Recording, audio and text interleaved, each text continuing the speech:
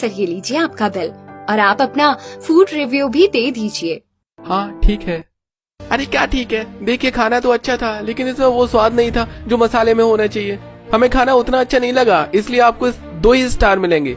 अच्छा कोई बात नहीं सर, अगर आपको खाना अच्छा नहीं लगा तो मैं आपकी ये बात हमारे शेफ तक पहुंचा दूंगी। अगली बार हम जरूर और बेहतरीन बनाने की कोशिश करेंगे। इतना कहकर निशिता शेफ के पास जाती है। आखिरकार मसाले में कमी क्यों थी? शायद इन्होंने मसाला रोस्ट करके नहीं डाला होगा। सुनिए, आप खाना तो अच्छा बनाते हैं लेकिन आजकल आपके खाने के रिव्यू अच्छे नहीं आ रहे हैं।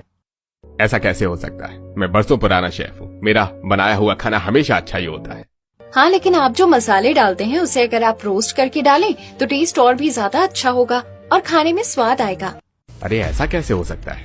इसे कैसे पता कि मैंने रोस्ट किए बिना डाला था मसाला? लेकिन जो भी हो, कल की आई लड़की मुझे सिखाएगी, मैं इसे नहीं छोड़ूंगा। तभी वहाँ रेस्टोरेंट का मालिक आता है। अरे भाई क्या हुआ? सब लोग अपना काम छोड़कर यहाँ क्या कर रहे हैं? सर दरअसल कस्टमर के फूड रिव्यू अच्छे नहीं आ रहे थे, इसीलिए मैं बताने आई थी कि अगर ये मसाला रोस्ट करके डालेंगे तो ज्यादा अच्छा टेस्ट होगा और कस्टमर को पसंद आएगा। अरे नहीं सर, ऐसा नहीं है। आप ही सोचिए, मैं तो कितना पुराना शेफ हूँ।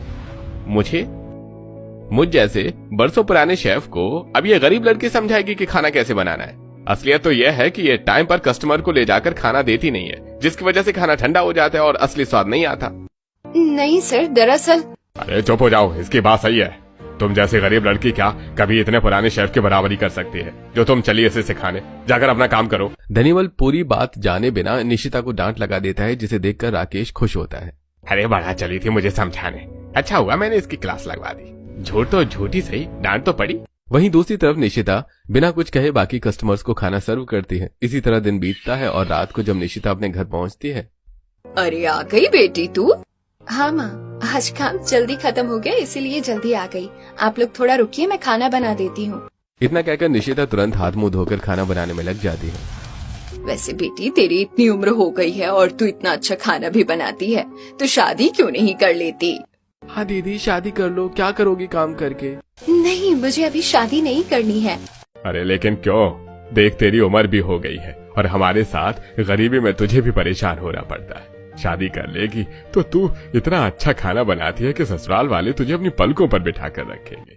आप लोगों का भी ना रोज रोज का हो गया है, खाना खाना है या नहीं? अच्छा ठीक है, गुस्सा मत कर, खाना बना। वैसे भी एक तू ही है जो सूखी रोटी को भी मीठी चाशनी जैसा बना सकती है। इसी तरह सभी लोग निशिता की तारीफ करते हैं और कुछ ही देर में निशिता खाना बनाकर सभी को खिलाती है। वाह दीदी, क्या खाना बनाया है आपने। सच कहता हूँ, आप जिस रेस्टोरेंट में काम करती है ना, उस रेस्टोरेंट के मालिक ने कभी आपके हाथ का खाना खा लिया ना तो अपने उस फालतू शेफ को निकालकर आपको रख लेंगे। हमारी बात मान निशिता, तू शादी कर ले। अपने ससुराल में अपने हाथों के बने खाने के स्वाद से तू राज करेगी। उफ, आप लोग भी ना दिन भर शादी शादी करते रहते हैं। मुझे अपना रेस्टोरेंट खोलना है, अपनी पहचान बनानी है। अरे हम समझ सकते हैं, लेकिन हम जैसे गरीबों को कहाँ इतनी हैसियत कि हम रेस्टोरेंट खोल सके। हाँ, और वैसे भी एक लड़की होकर तू इतनी टेंशन ले रही है। रेस्टोरेंट खोलना हमारे बस की बात नहीं है। सभी की बात सुनकर निशिता चुप रहती है और चुपचाप खाना खाकर अपने कमरे में चली जाती है। मेरे घर वाले भी ना मुझे डीमोटिवेट करके मेरी शादी करवाने पर तुले हैं, लेकिन मैं भी अपने सपनों को जरूर पूरा करूंगी और अपनी पहचान बनाऊंगी। इसी सोच के साथ निशिता रोज रेस्टोरेंट में काम करती थी। फिर एक दिन, ओए लड़की, आज एक वेटर छुट्टी पर है, जाइए ऑर्डर ले जाकर टेबल नंबर 18 पर देकर आ। अच्छा ठीक है, दीजिए, मैं देकर आती हूँ। निशिता खाना ले जाकर टेबल नंबर 18 पर सर्व करती है, जहाँ कुछ लड़के बैठकर आपस में बातें कर रहे थे। सर ये लीजिए आपका ऑर्डर। अरे मैडम, टेबल पर क्यों रख रही हैं? हमारे हाथ में दे दीजिए। अच्छा ठीक है। निशिता जैसे ही राज को हाथ में कप पकड़ाती है, राज जानबूझकर निशिता के हाथ को गलत तरीके से टच करने लगता है, जिससे निशिता तुरंत अपना हाथ हटाती है। ये क्या बदतमीजी है, हाथ छोड़ो मेरा। अरे छोड़ रहे हैं, अब इतनी नाजुक कलाई है, छूने का मन तो करेगा ही। वैसे शादी लायक तो हो गई हो, कोई मिला नहीं या शादी नहीं करनी? मुझे शादी नहीं करनी, और वैसे भी उससे तुम लोगों को क्या? अरे कब तक जवानी छुपाओगी? हम जैसों को भी तो कभी मौका दो। कब तक जवानी छुपाओगी रानी? हम कुंवारों को भी कितना तड़पाओगी रानी? निशिता सभी की बदतमीजी देखकर चुपचाप गुस्से में वहाँ से चली जाती है और ये सब निशिता का भाई जो उसे लेने आया था वो देख लेता है। इस तरह सबके सामने ये लड़के दीदी को छेड़ रहे हैं और दीदी ने कुछ भी नहीं कहा। न जाने जब वो अकेले आती होंगी तब लोग क्या क्या कहते होंगे। इन लड़कों को तो मैं बाद में देखूंगा, पहले उसे घर लेकर चलता हूँ। ये सोचकर रोहित तुरंत निशिता के पास जाता है। भाई तू यहाँ? हाँ मैं यहाँ हूँ, अब तू चल मेरे साथ। अरे लेकिन क्या? रोहित तुरंत निशिता का हाथ पकड़कर गुस्से में उसे घर लेकर जाता है और घर वालों को सारी बातें बता देता है। हाय तौबा, हमारी तो इज्जत ही लुट गई। इसीलिए मैं कह रही थी रेस्टोरेंट का काम छोड़कर शादी कर ले। अरे वही तो सही समय पर रोहित पहुंच गया वहाँ, वरना न जाने वो लड़के और कितनी बदतमीजी करते। अब बहुत हो गया निशिता, अब तेरी शादी होगी। नहीं पापा, प्लीज ऐसा मत कीजिए। अब रेस्टोरेंट में कुछ लड़कों ने मेरे साथ बदतमीजी कर दी, इसमें मेरी क्या गलती है? अगर तू शादीशुदा होती और रेस्टोरेंट में काम न कर रही होती तब तो ऐसा नहीं होता। नहीं नहीं माँ, मैं अभी शादी नहीं कर सकती। आप लोग मेरी बात तो सुनिए। या तो तेरी शादी होगी या फिर तुझे रेस्टोरेंट में काम करना छोड़ना होगा। शादी हो गई तो रेस्टोरेंट में वैसे भी काम नहीं कर पाऊंगी। एक काम करती हूँ, रेस्टोरेंट में काम करना ही छोड़ देती हूँ, अपना नया कुछ सेटअप कर लूंगी। ये सोचकर निशिता घर वालों के दबाव में रेस्टोरेंट का काम छोड़ देती है। 1-2 दिन बीतते हैं, फिर एक दिन। कहाँ जा रही है तू इस वक्त? नहीं नहीं कहीं नहीं, बस बाहर जा रही थी। अपना रेस्टोरेंट कैसे खोलना है इसकी प्लानिंग करने अपनी एक फ्रेंड के साथ। कितनी बार समझाए तुझे, अपनी पहचान बनाना हम जैसे गरीबों के हाथ में नहीं होता है। हम जैसे लोग कभी रेस्टोरेंट नहीं खोल सकते। अरे शादी कर ले चुपचाप। निशिता रामलाल की बात नहीं सुनती और बाहर जाकर अपने दोस्त के साथ मिलकर थोड़ी बातें करती है और फिर घर लौटते वक्त बाइक पर बैठे कुछ लड़के निशिता को छेड़ने लगते। अरे कहाँ जा रही हो? थक गई हो तो बोलो, हम छोड़ दे बाइक से। अरे ये तो वही है जो रेस्टोरेंट में काम करती थी। शादी तो बेचारी की हुई नहीं है, पति होता तो वो छोड़ देता। वैसे हम लोगों को भी तुम अपना पति मान सकती हो। इन लोगों की वजह से तो मेरा घर से निकलना बंद हो जाएगा। क्या करूँ मैं? निशिता नजरें झुकाकर चुपचाप घर की तरफ बढ़ती है। वहीं ये सारी चीजें कपड़े सुखाते हुए सुमित्रा देख लेती है। हे भगवान, अब ज्यादा देर करना सही नहीं होगा। जल्द से जल्द इसकी शादी करवा देनी चाहिए। अब तो आस पड़ोस के लड़के भी इसके साथ बदतमीजी करने लगे हैं। ये सोचकर सुमित्रा तुरंत जाती है और रामलाल से इस बारे में बात करती है। तभी निशिता भी घर आती है। देख बेटी, तो अब शादी कर ले, क्योंकि आस पड़ोस के लोगों के ताने और लड़कों का तुझे छेड़ना, ये सब हम लोगों से सहन नहीं होगा। हाँ बेटी देख, सब लोग तेरी शादी को लेकर तरह तरह की बातें बनाने लगे हैं। अगर कुछ ऊंच नीच हो गई तो हम कहाँ मुंह दिखाएंगे? पहले से ही गरीब है और फिर नाक कटने के बाद कौन तुझसे शादी करेगा? नहीं माँ, इस तरह मैं कुछ लड़कों और आसपास के लोगों की वजह से अपने सपनों को अधूरा नहीं छोड़ सकती। मैं अभी शादी नहीं करूँगी, ये मेरा आखिरी फैसला है। ठीक है, तो हमारा भी यही आखिरी फैसला है। जब तक तेरी शादी नहीं होगी तब तक हम ना कुछ खाएंगे और ना ही पिएंगे। हाँ, भूखे प्यासे मर जाएंगे, लेकिन जब तक तू शादी के लिए नहीं मानेगी तब तक खाएंगे पिएंगे नहीं। अब फैसला तेरे हाथ में है। तेरे लिए तेरे माँ बाप ज्यादा जरूरी हैं या तेरा सपना? सुमित्रा और रामलाल मिलकर निशिता को इमोशनली ब्लैकमेल करने लगते हैं, जिसकी वजह से हार मानकर निशिता को अपना फैसला बदलना पड़ता है। आप लोगों ने मुझे बचपन से पाल पोस कर बड़ा किया है। आप लोगों के लिए मैं अपने सपनों को भी अधूरा छोड़ सकती हूँ। मैं आपकी पसंद के लड़के से शादी करने के लिए तैयार हूँ। निशिता के फैसले से पूरा परिवार खुश हो जाता है और कुछ ही दिनों में निशिता के घर वालों की पसंद से निशिता की शादी हेमंत के साथ करवा दी जाती है। फिर गृह प्रवेश के वक्त, बहू अपने दाहिने पैर से इस कलश को गिराकर गृह प्रवेश करो। सावित्री की बात सुनकर निशिता तुरंत प्रवेश करती और सभी के पैर छूती है। अरे बहू, हमारा आशीर्वाद तो हमेशा तेरे साथ ही है और फिर तुम हमारी बेटी की तरह ही हो। हाँ बहू, हम तुझे हर तरह से खुश रखने की कोशिश करेंगे। बस इस गरीबी का कुछ नहीं कह सकते। बड़ी मुश्किल से घर चल रहा है, इसीलिए हम तेरे महंगे महंगे शौक नहीं, लेकिन हर तरह की खुशी देने की जरूर कोशिश करेंगे। अरे मुझे महंगे महंगे तोहफे चाहिए भी नहीं, आप लोगों का आशीर्वाद ही मेरे लिए काफी है। सच में देवरानी जी, आप बहुत अच्छी और अंडरस्टैंडिंग है। वैसे कल आपकी पहली रसोई है, थक गई होंगी, अपने कमरे में जाकर आराम कर लीजिए, कल जल्दी उठना भी होगा। हाँ चलिए भाभी, मैं आपको आपके कमरे में छोड़ देती हूँ। फिर काजल निशिता को उसके कमरे में छोड़ती है। बिस्तर पर लेटते ही निशिता सो जाती है। फिर अगली सुबह पहली रसोई की रस्म में, मुझे काम पर जाने के लिए देर हो रही है, अभी तक तो खाना नहीं बना क्या? अरे आज तो बहू की पहली रसोई है ना, वो कैसा खाना बनाएगी? हाँ ये बात तो है अंकिता बहू, तुझे छोटी बहू की मदद करवा देनी चाहिए थी। आज उसकी पहली रसोई है, वो चूल्हे पर अकेले कैसे खाना बनाएगी भाई? मैं गई थी मदद करवाने, लेकिन उसने मना कर दिया। न जाने उसने क्या बनाया होगा। सभी लोग जमीन पर खाने के इंतजार में बैठकर बातें कर रहे थे। तभी निशिता खाना लेकर सभी को परोसती है। निशिता के खाना परोसते ही खाने की खुशबू चारों तरफ फैल जाती है। अरे वाह, खाने की तो बहुत ही अच्छी खुशबू आ रही है। हाँ, खाने की खुशबू इतनी अच्छी है ना, जाने खाना कितना अच्छा होगा।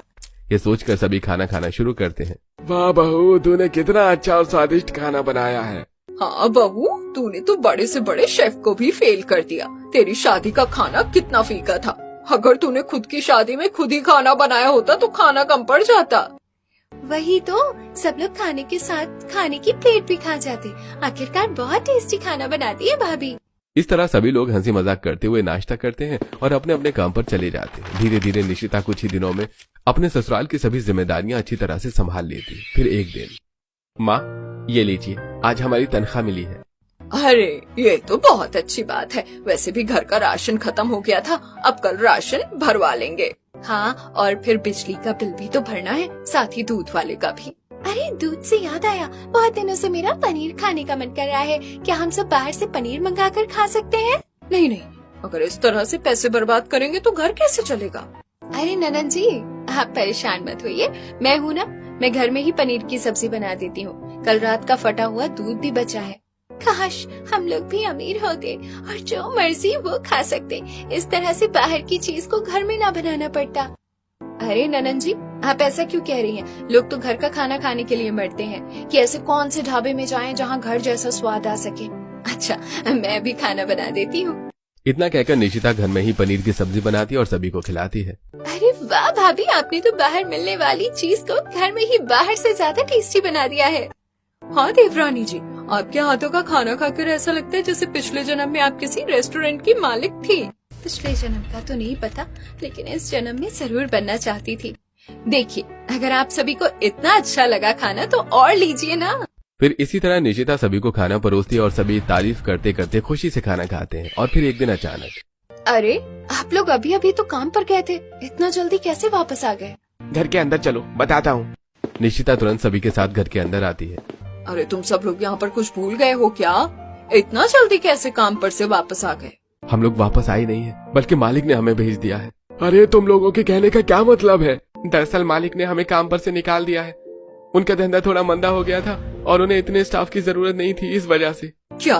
हे भगवान, ये कैसी आपदा है। जैसे तैसे मेहनत की 2 रोटी से घर तो चल रहा था, अब तो घर में 2 पैसे आने भी बंद हो जाएंगे। अब न जाने क्या होगा। देखिए, आप परेशान मत होइए, हम कोशिश करते हैं कहीं और काम ढूंढने की। हाँ, इस तरह हिम्मत हारना प्रॉब्लम का सोल्यूशन नहीं है। हमें हिम्मत रखकर भगवान पर भरोसा करना चाहिए। निशिता सभी को सहानुभूति देकर उनका मन शांत करती है और जैसे तैसे जमा पूंजी से कुछ दिनों तक घर चलाती है। फिर एक दिन, न जाने अब हम लोग क्या करेंगे। लाख कोशिश कर ली, लेकिन कोई भी काम नहीं मिल पा रहा है। न जाने, अब तो इस घर की देखरेख तो ऊपर वाला ही कर सकता है। घर में आने को 1 रुपया नहीं है और खर्चे आसमान छू रहे हैं। तभी वहाँ काजल आती है। अरे काजल, तुम यहाँ कॉलेज नहीं गई क्या? नहीं, वो दरअसल भाभी वो। क्या हुआ काजल, तू कुछ छुपा रही है क्या? बता क्या हुआ है? वो कॉलेज की फीस न जमा होने की वजह से मुझे कॉलेज से निकाल दिया गया है।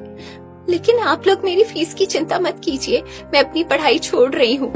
तभी वहाँ बगल की पड़ोसन सुमित्रा आती है। निशिता बहू, उस दिन मैंने तुमसे लच्छा पराठा और सब्जी की रेसिपी पूछी थी ना, मैंने आज उसे ट्राई किया। खाना सच में बहुत ज्यादा लाजवाब बना है। मैं तुम लोगों के लिए लाई हूँ, टेस्ट करके बताओ। सुमित्रा की बात सुनकर निशिता सुमित्रा के हाथ से वो कटोरी ले लेती है, लेकिन कुछ नहीं कहती। अरे क्या हुआ है आप लोगों को?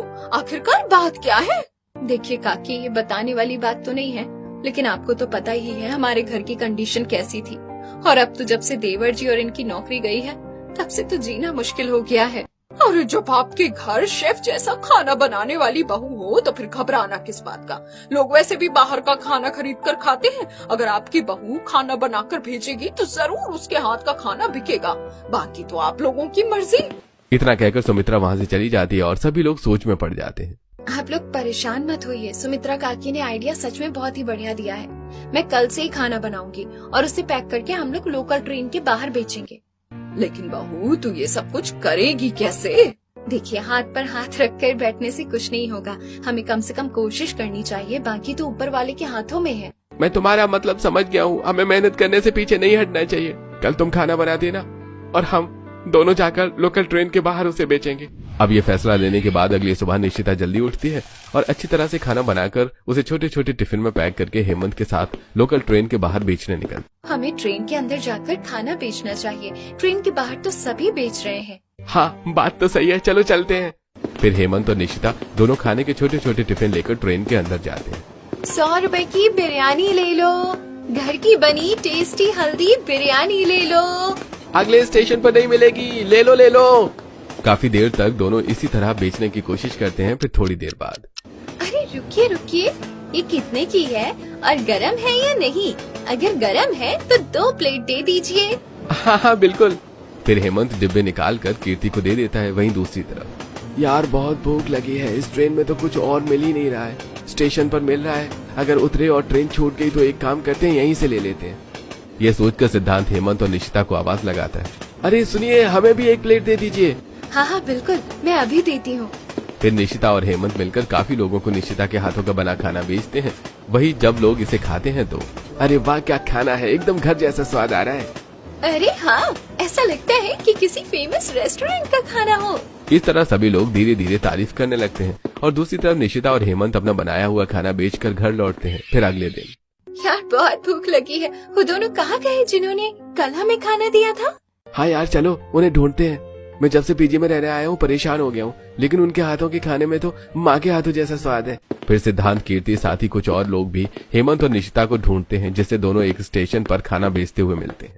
सुनिए, आप लोग इस तरह घूम घूम कर खाना क्यों बेचते हैं? इतना अच्छा खाना है, क्यों ना आप लोग एक रेस्टोरेंट खोल लीजिए। हाँ, हम लोग वहाँ रोज खाना आएंगे, साथ ही सपोर्ट करेंगे। मम्मी पापा के दबाव में मैंने एक दिन अपना रेस्टोरेंट खोलने का सपना अधूरा छोड़ दिया था, लेकिन शायद अब यही सही वक्त है और जरूरत भी। फिर निशिता रात को जब घर आती है, आज खाना अच्छा बिक गया, लोगों को बहुत पसंद आया। हाँ कई लोगों ने कहा है कि हम लोग रेस्टोरेंट खोल लें। रेस्टोरेंट? मैं बस सोच रही थी, अगर कभी मौका मिले तो छोटा सा रेस्टोरेंट खोल सकते हैं, लेकिन हमारे पास इतनी जमा पूंजी नहीं है। सब लोग एक दूसरे का चेहरा देखने लगते हैं। तभी श्यामलाल गहरी सोच में पड़ जाते हैं। अरे अगर बात सिर्फ पैसों की है तो एक रास्ता हो सकता है। कौन सा रास्ता पिताजी? हमारे गांव में जो खाली जमीन है, जहाँ कोई रहता नहीं, उसकी कीमत अच्छी चल रही है। हम चाहे तो उसे बेच सकते हैं या गिरवी रख सकते हैं। अरे वो पुश्तैनी जमीन? हाँ, अगर उसे गिरवी रख दें तो जो पैसे मिलेंगे उससे शहर में छोटा सा रेस्टोरेंट खुल सकता है, और जब धंधा चल पड़ेगा तो हम जमीन छुड़वा लेंगे। घर में कुछ पल के लिए सन्नाटा छा जाता है। लेकिन पिताजी, इतनी बड़ी कुर्बानी? बहू, तेरे हाथों में हुनर है, हमें तुझ पर भरोसा है। अगर तू मेहनत करेगी तो रेस्टोरेंट जरूर चलेगा।